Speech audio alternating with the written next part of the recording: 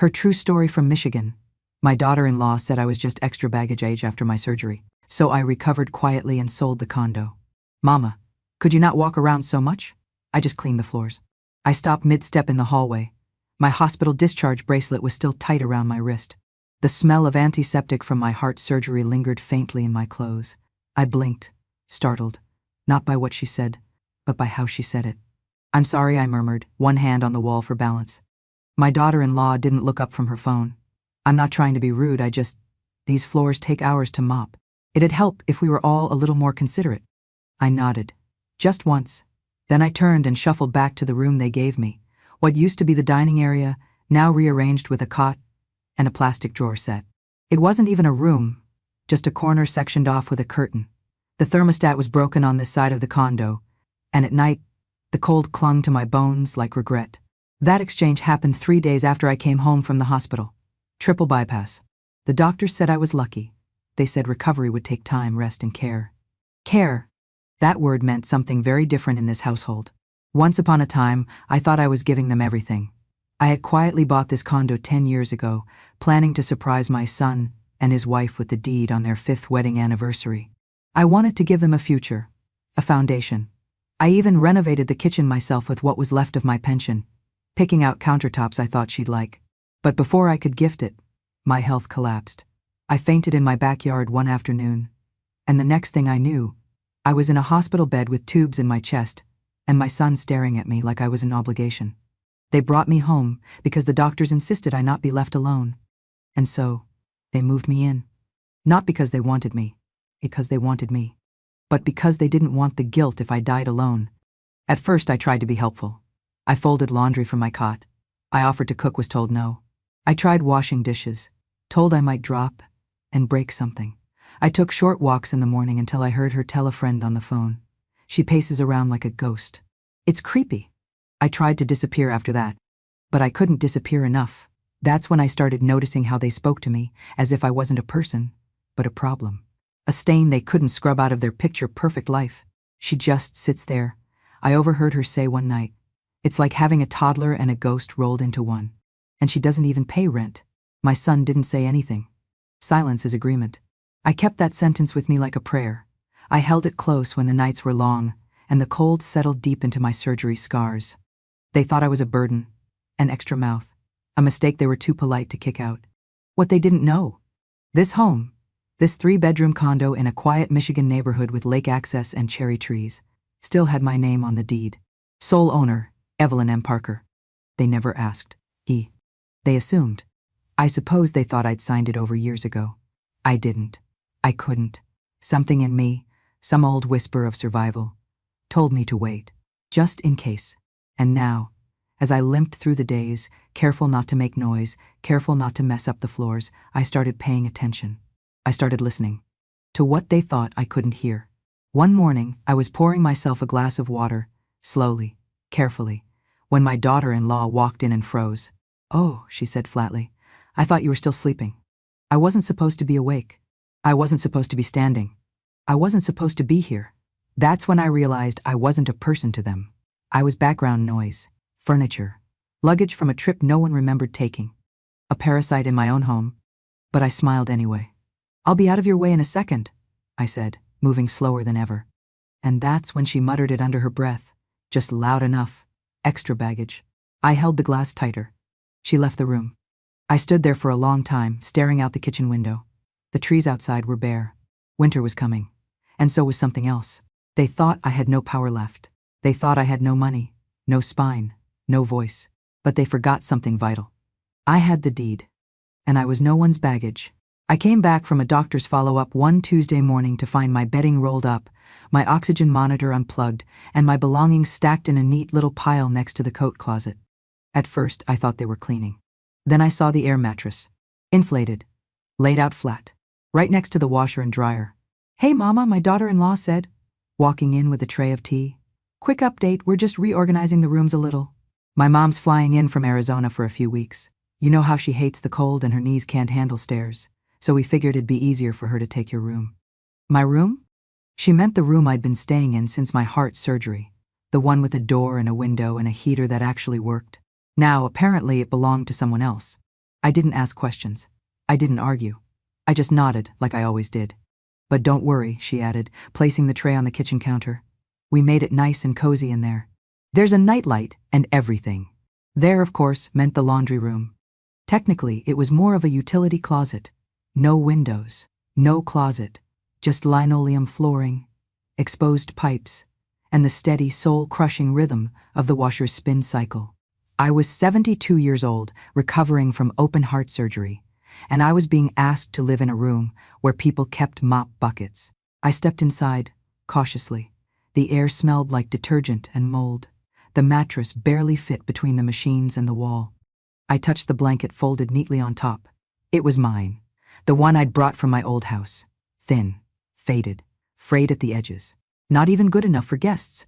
The first night, the dryer rattled so hard I thought it might collapse. The walls vibrated with every load of towels. I barely slept, my chest aching from the pressure and the cold. Nobody checked on me.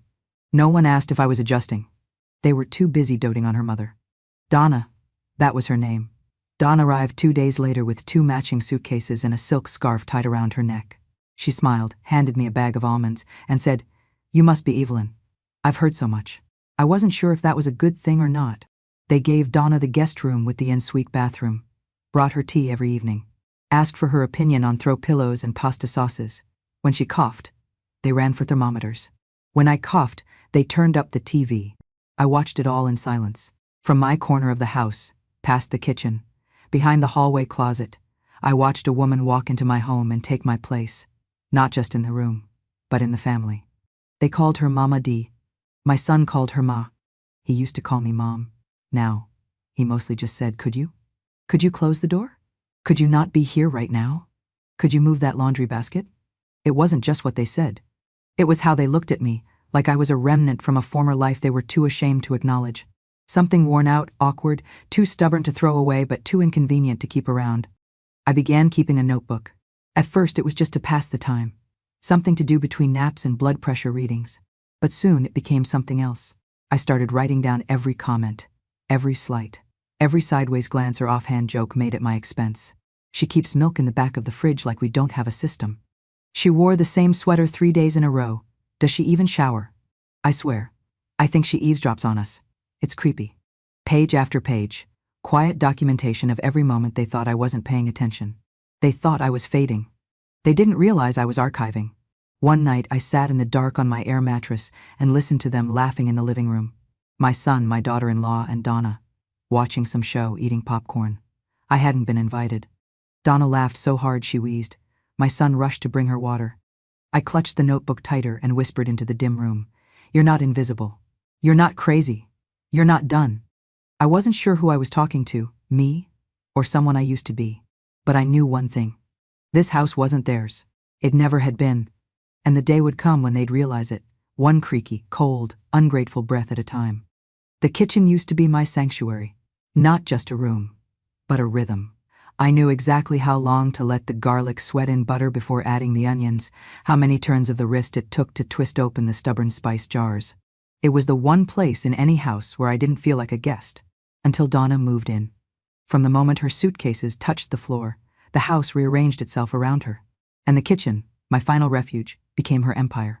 It started with small things. She moved my cast iron skillet to the garage, said it was too heavy and dangerous on glass stovetops. She replaced the spices I had restocked just 2 months ago with organic blends that tasted like wet leaves. When I tried to make a simple chicken soup one afternoon, she waved me away with a thin smile. "Oh, Evelyn, let me do that. I have a lighter touch." A lighter touch. I backed off, hands trembling not from age but restraint. Within a week, I wasn't allowed to cook anymore. Not directly told, but maneuvered out. The knives moved. The labels changed. The pantry reorganized so I couldn't reach what I needed. One evening, I shuffled to the fridge to get the last of some leftover rice. I was hungry, and it was late. No one had offered me dinner. My daughter-in-law caught me just as I opened the lid. "Oh, Mama, we actually made something special tonight. I'm not sure the rice will go with it. Could you maybe ask first next time?" Ask. In the home I bought. For permission. To eat. I nodded. Later that week I tried to make toast. Simple toast. The toaster had been replaced with an air fryer. I didn't know how to work it. "Let me," Donna said, snatching the bread from my hands. These machines are smarter than they look. No offense.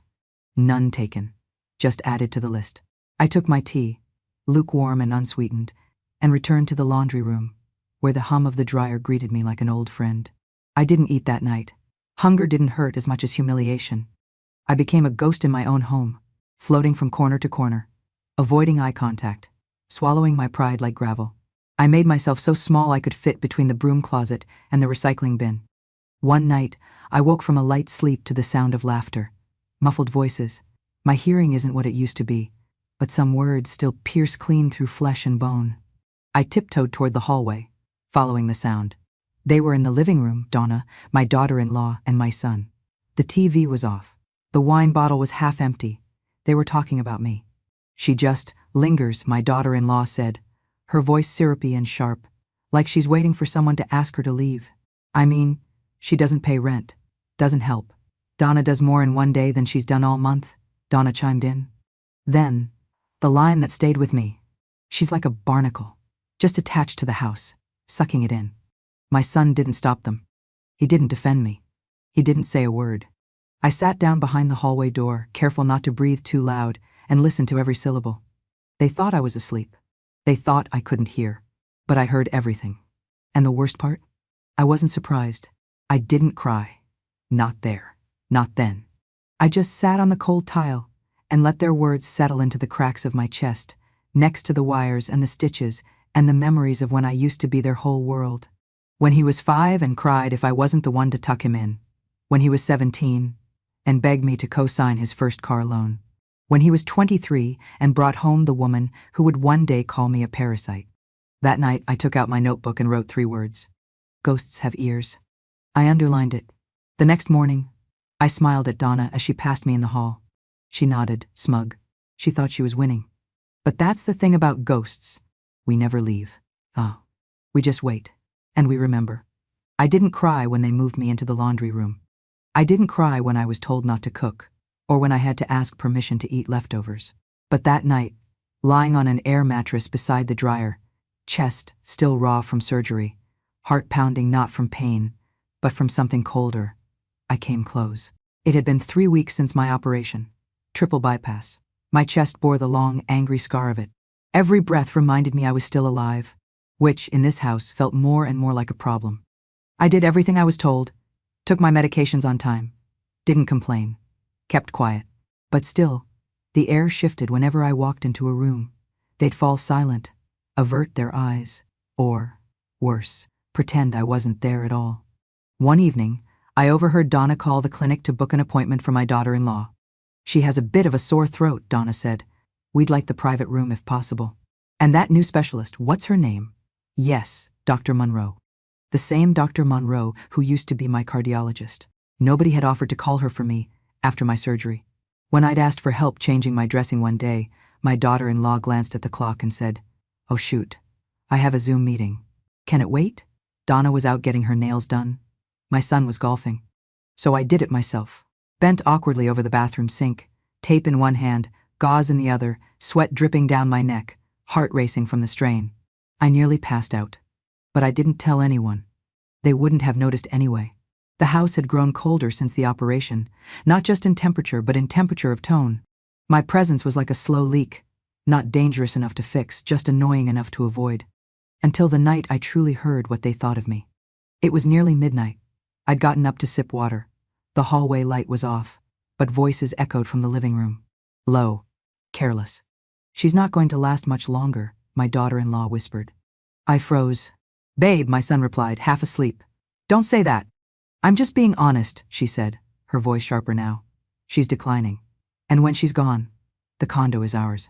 There was a pause, not silence, just agreement dressed in hesitation. "I mean, legally, right?"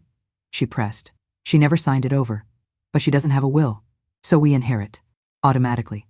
He didn't respond right away, just sighed. "Yeah, I guess." I pressed my back to the wall.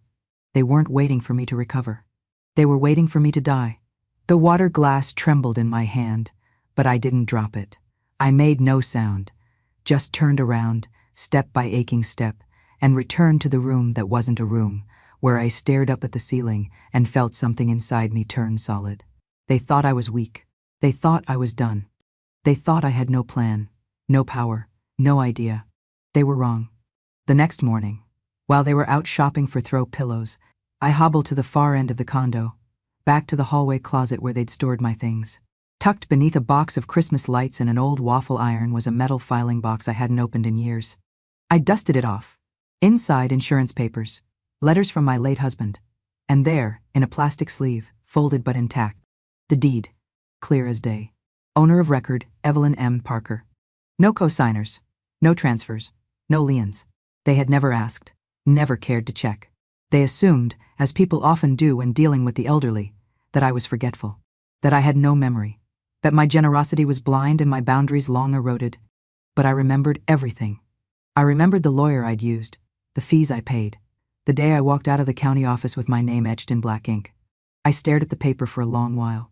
Then I folded it back and placed it carefully in a new envelope, one that I labeled, in crisp handwriting, to be opened in the event of disrespect. Later that week, I watched them toast to new beginnings with Donna in the living room. I sat quietly in the corner, sipping my weak tea. I didn't smile.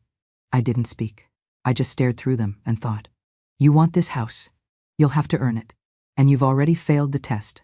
The paper was smooth beneath my fingers, too pristine for what it held. That morning, I sat at the edge of my mattress in the laundry room, the metal filing box open in front of me, the deed unfolded with quiet reverence. It felt like holding my younger self in my hands. I hadn't seen this document in over a decade. I hadn't needed to. Because I remembered. I remembered the cold steel chair in the clerk's office. I remembered the notary who shook my hand and said, "It's all yours now, ma'am." I remembered how proud I felt walking out into the autumn air, knowing I had secured something lasting for my son, a home, a future. But I had never signed it over. Not officially. The paper said so in plain type. Owner, Evelyn M. Parker. Sole proprietor. No co-owner, no joint tenancy, no transfer of title. They didn't know, or maybe they assumed the paper had changed with the years, that generosity would somehow sign its name in ink. They thought I'd forgotten. They thought I was just an old woman living on borrowed time. They didn't realize I had never borrowed a thing in my life.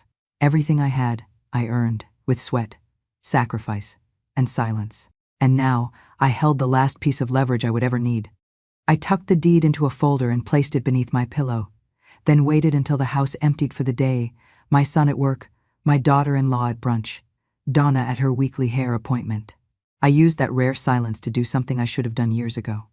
I picked up the phone and dialed a number I hadn't called since my husband passed. Franklin Law Group, a young voice answered. Is Walter still there? I asked. There was a pause. Walter Franklin? Yes? He's retired, but wait, are you Evelyn? Yes. Another pause. Then, he left a note on his file for you. Said if you ever called, we were to patch you through to his personal number. A click, then a long ring. And finally the voice I remembered, slower now, raspier, but unmistakable. Well, I'll be, he said. Evelyn Parker. I was just wondering when you'd finally get tired of being quiet. I smiled, but not with my mouth. I'm ready to make some changes, I said. Over the next hour, we spoke in detail. He remembered everything, my late husband's will, the purchase of the condo, even the clause I insisted on back then, sole ownership with retained right of survivorship, unless otherwise assigned. He chuckled. Smartest thing you ever did was keep it in your name. I need to revise my will, I said. Got a pen? He replied. That night, while the family gathered to watch a movie I wasn't invited to, I sat in the laundry room drafting a new will. Walter emailed the paperwork. I printed it at the FedEx down the street the next morning, taking a slow walk through the frostbitten sidewalks of Michigan like I was 20 years younger. The new will was simple. In the event of my death, the condo was to be donated to a local women's shelter for single mothers rebuilding their lives. All remaining assets, including my pension, jewelry, and savings, were to go to 2 charities I had supported for years. My son and his wife were to receive nothing, not out of spite, but out of clarity. They had made their feelings toward me abundantly clear. They had treated me as a burden, and so I lifted that burden from their lives by removing myself and the benefits that came with me. Walter said he'd send a notary to the house for signatures. I told him not to worry.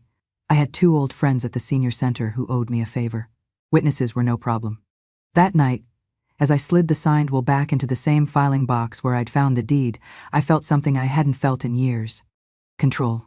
Not the kind that screams, not the kind that threatens, The kind that sits in silence in the still hours of the night, knowing it no longer owes anyone anything. They still thought I was sleeping all day. They still thought I was waiting for death. But I was wide awake, and I was planning. Some betrayals don't come with shouting. They arrive in whispers, behind closed doors, or through half-heard phone calls at the wrong, or perhaps perfectly right, time. It was early afternoon, the day after I signed my revised will. I had come back from a walk, slow, deliberate, a ritual now. My legs were stronger, my heart more stable, but I kept my fragility visible. It gave them comfort to think I was fading. As I reached the hallway, I heard my son's voice. He was in the kitchen, pacing. He always paced when he lied. "Yeah," I checked, he said. "No, it's still in her name. But look, the bank said we could move forward if we had a signature. Doesn't have to be notarized." A pause. "Then she's old, man. She won't know." "Hell, I could sign for her. Her handwriting's like chicken scratch anyway." I stopped breathing. Every word after that felt like glass. "I know it's fraud, technically," he said with a laugh. "But it's not like she's gonna sue us. She can't even open a PDF." Silence on the other end. Then my son again. "We need the loan. Okay? This kitchen remodel isn't gonna pay for itself." A kitchen remodel. He was willing to forge my signature for granite countertops. I stepped backward, quietly, back into the laundry room, closed the door without a sound. My hands didn't shake. My chest didn't ache. This time I wasn't broken. I was clear. I picked up my old flip phone and called Walter. "They're trying to take a loan out on the condo," I said. There was no shock in his voice, only readiness. "Do you want to sell?" "Yes," I said. "Immediately." He paused. "You sure?" I gave them my health, my money, my silence. I am done giving.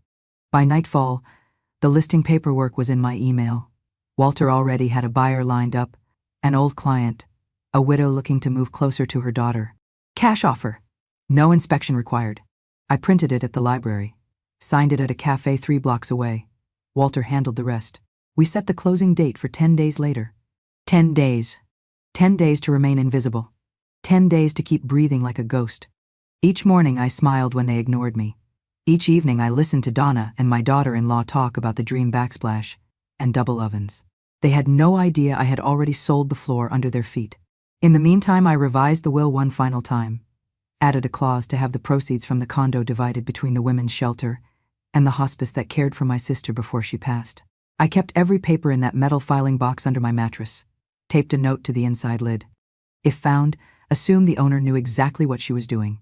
The morning of the closing, I rose earlier than usual.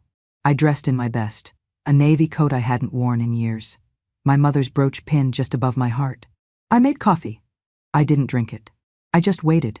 At 9:45 a.m., a knock at the door. My son answered. "Yeah." "Evelyn Parker?" the woman asked, holding a clipboard.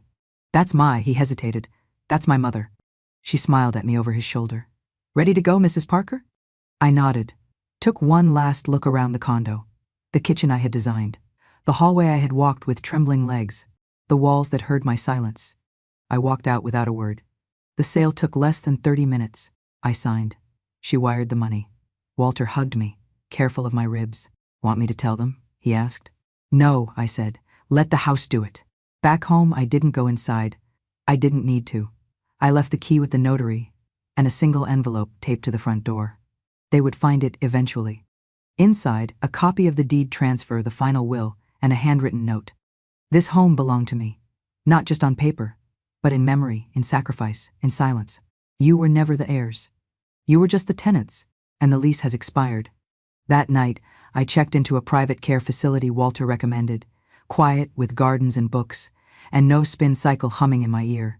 For the first time in months, I slept without flinching. And I dreamed not of revenge, but of space. The kind of space only freedom can buy. The morning they planned to visit the bank with forged paperwork was the same morning I left without saying goodbye. They had no idea I knew. No idea I had already sold the home they thought they could steal. At 6 a.m., I slipped on my navy coat, the same one I wore the day I closed the deal, and packed the last of my belongings into 2 suitcases. Nothing extravagant, just the essentials. My notebooks, my photos, my dignity. By 6:30, a discreet moving company I'd hired arrived, 2 kind young men who didn't ask questions.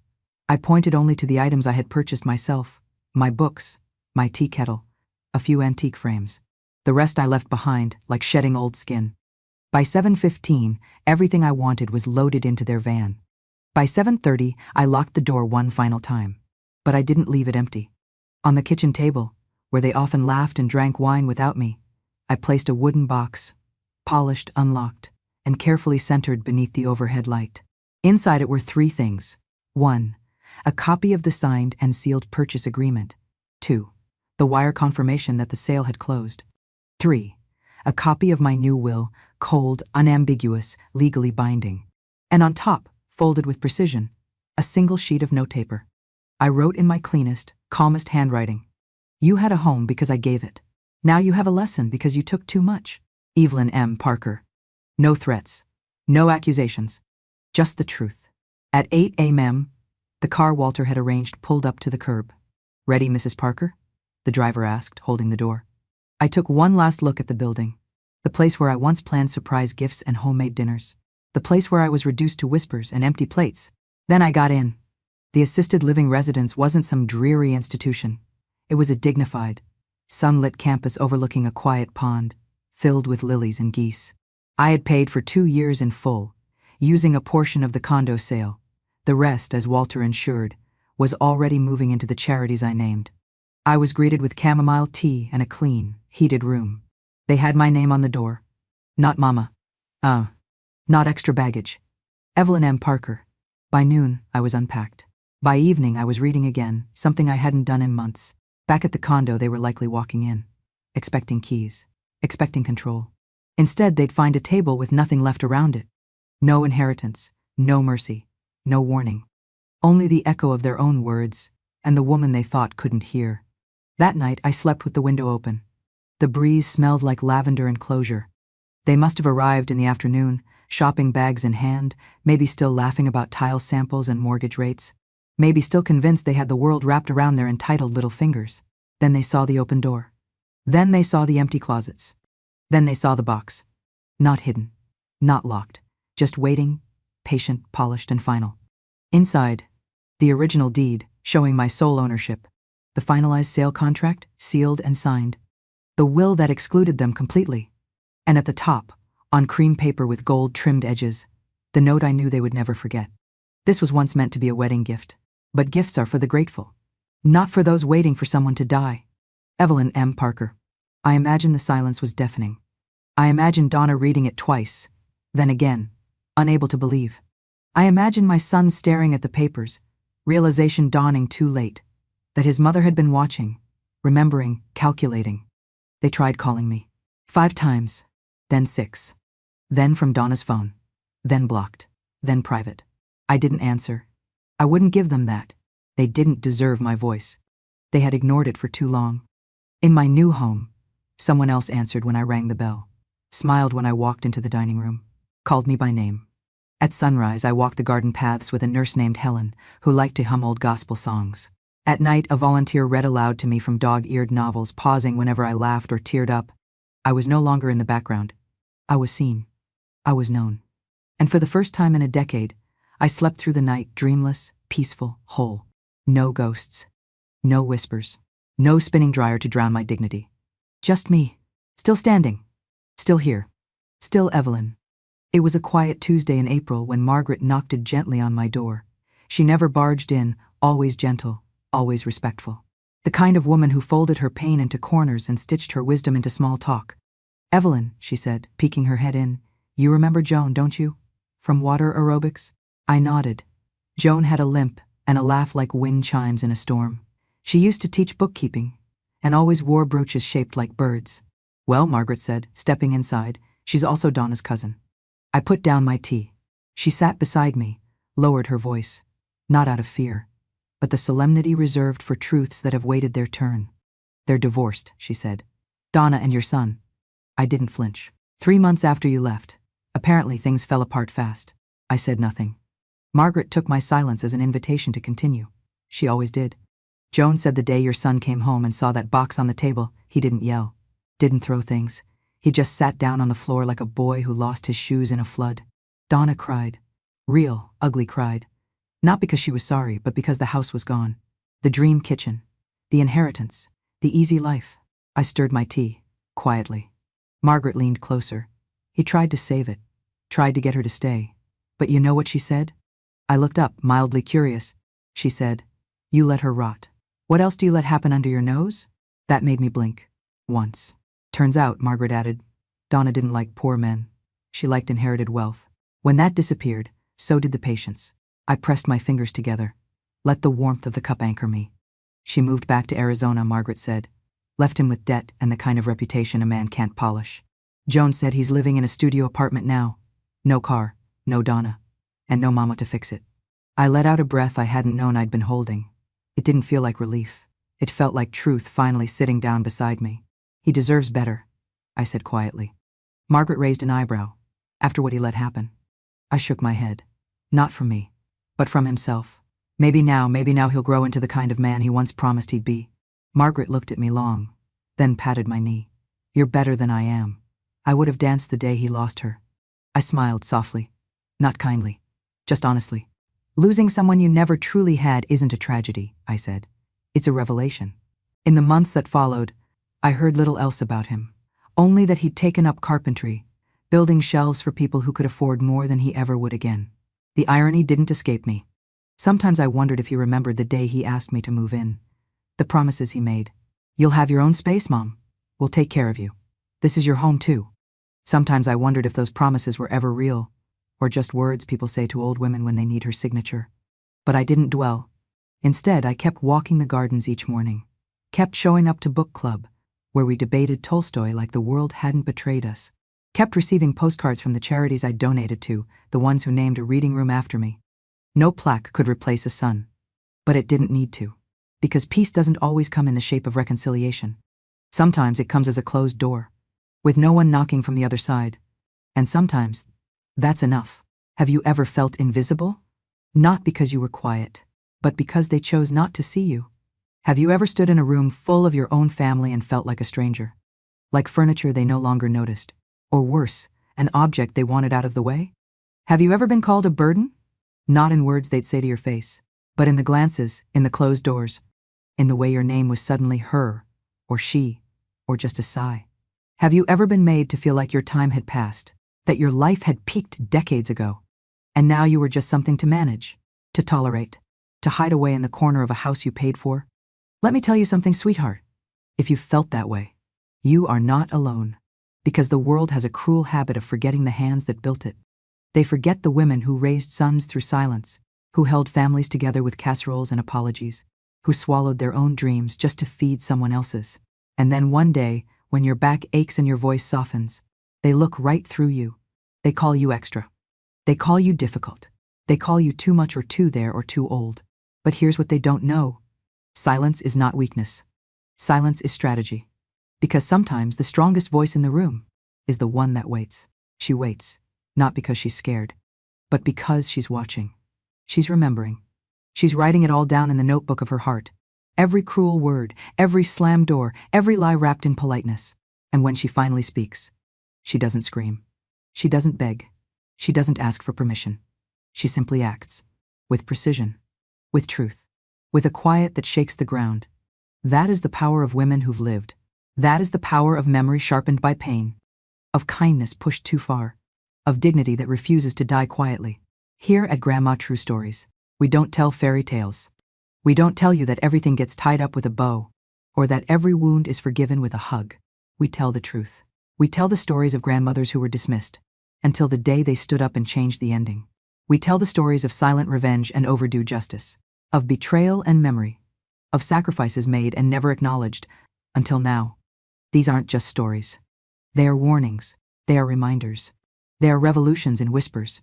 And to those who still think age makes us irrelevant, let me say this plain and clear. Revenge has no expiration date. So if you've ever been made to feel invisible, if your hands still remember the shape of heartbreak, if your silence was mistaken for surrender, then you've come to the right place. Subscribe to Grandma True Stories, because here we don't fade, we rise.